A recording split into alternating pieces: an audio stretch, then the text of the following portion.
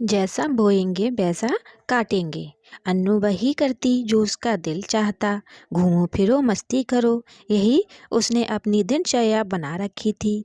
उसने cinema hall में गुमराह पिक्चर देखने का मूड बना लिया और पति सुनील से कहा, सुनो आज शाम को पिक्चर चलते हैं, गुमराह लगी है।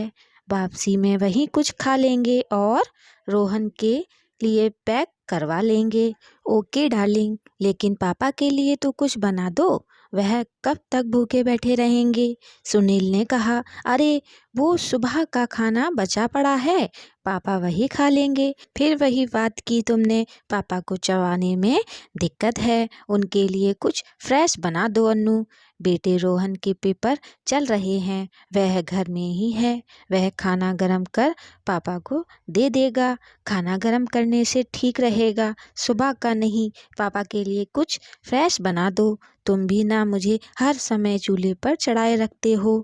अन्नू ने खींचते हुए कहा, ऐसा मैंने क्या कह दिया। अन्नू, बुढ़ापे के पड़ाव से हर व्यक्ति को गुजरना है। आज जिस जगह पापा हैं कल हम होंगे, समझी। वैसे भी किसी ने सही कहा है, माता पिता को बुढ़ापा उतना कमज़ोर नहीं करता जितना हम लोगों का रवैया कमज़ोर करता है।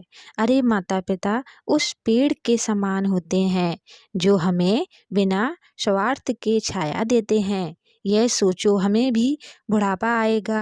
रोहन को अच्छे संस्कार दो, जैसा हम बोएंगे वैसा ही काटेंगे। ऐसा कर अपने पैरों पर कुल्हाड़ी मार रही हो। सुनील गुस्से से कह अपने रूम में चला गया और अन्नू भारी मन से किचन में। पिताजी सब सुन रहे थे। उन्हें बेटे का पत्नी से अपने लिए झगड़ा अच्छा नहीं लगा।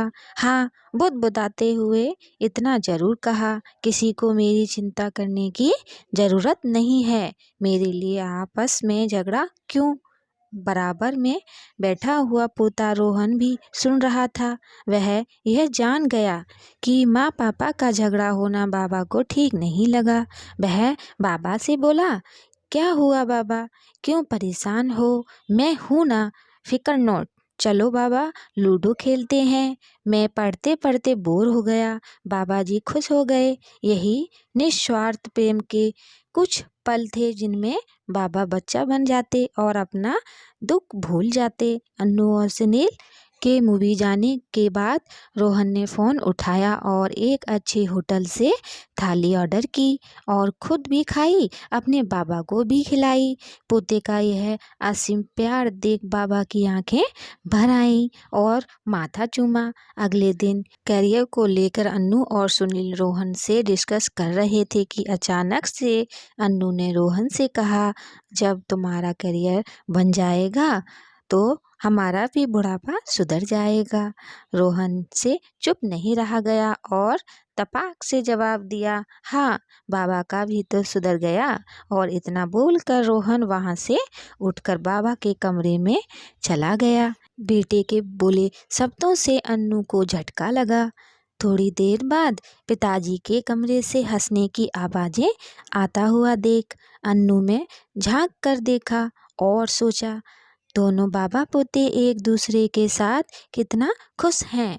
बड़ों की छाया उस विशाल बरगद के समान होती है जिसकी अहमियत उसके कटने के बाद पता चलती है। ओहो, मैं भी वही गलती करने जा रही थी।